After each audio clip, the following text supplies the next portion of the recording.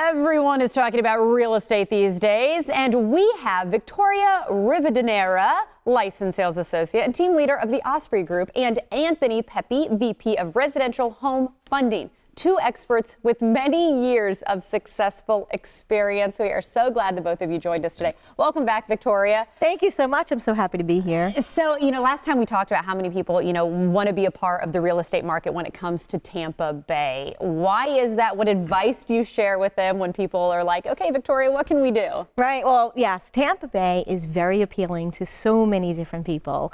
And there's a lot of reasons for that. Obviously, this is Florida.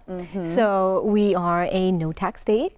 And then, of course, we also have so many companies that are moving here and building. And you just drive around, you see highways going up, and you see brand new shopping centers and office buildings. So job growth is here.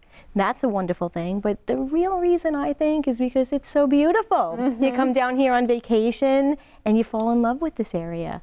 And that's maybe when you'll be asking yourself that question, how can I get involved in the real estate market if I'm not necessarily looking for that primary residence? And that's where you guys can help, right? We sure can. So let's go ahead and talk. When it comes to investing, you hear people throw out things like, oh, maybe I'll have a rental, maybe I'll flip. Let's talk about some of the positives, negatives. Explain the difference to that first, though, if people are just wanting to get their toe involved. When you're talking about flipping versus buying a house to rent, you're talking about different types of income. You're talking about passive income, which would be renting it, and you're sleeping and someone's paying your rent. So you're making money on that. That's why it's passive. But we're also talking about flipping, and flipping is a business. That's active income. So there's a lot of pros to that as well. It really depends on the person, and that's why we have Anthony here, because he is the expert in getting financing for all types of different investing. So I'm going to pass that question to you. Yeah, I like it. She's giving you the love now, Anthony. I mean, where do people start? Thank you very much.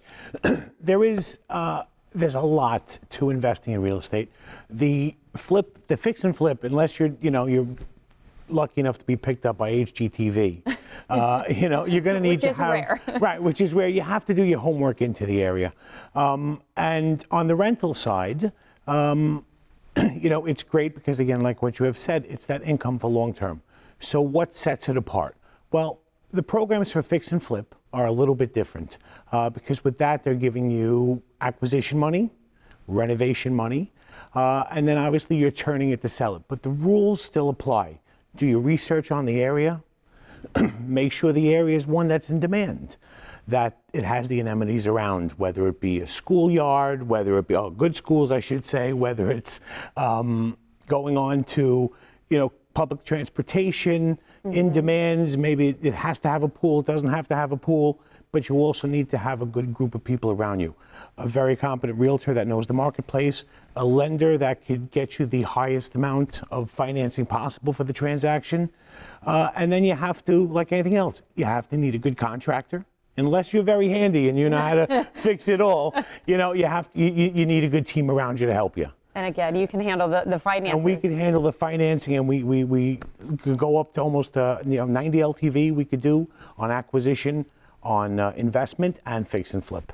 And we have ways to cross collateralize and actually even finance even more. I like it. I say it seems like you work for your customers no matter what their goals are. You have to protect them, and you have to and give them guidance, because if they're a new investor, how do they get into it? Years ago, it was simple. You had a background, the bank would invest in you.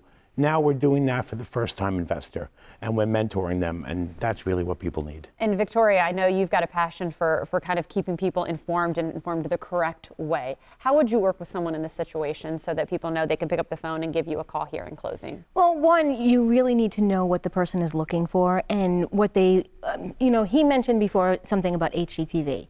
We all are very interested in real estate. We're all intrigued with what's happening on those shows, and sometimes they are wonderful, but other times they're a little bit unrealistic, and a lot of people think they can jump into that, buy a house, and 3 weeks later they're going to flip it for $40, $50, $60,000 more.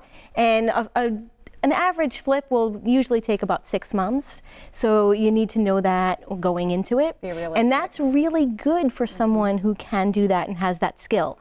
And for the other, the other side of it is if you don't have that skill, there's other ways to invest, and that would be the rental side. And that's where you can, of course, come in and help people. If you have more questions, of course, we unfortunately are out of time, but Victoria's going to come back with more. In the meantime, though, she does have a special offer, too. You can get a free consultation if you contact her today. There's the website. There's the phone number. And again, the good news is you'll be back to talk about it even more. Thank you to the both of you for your time. Thank you. Thank you.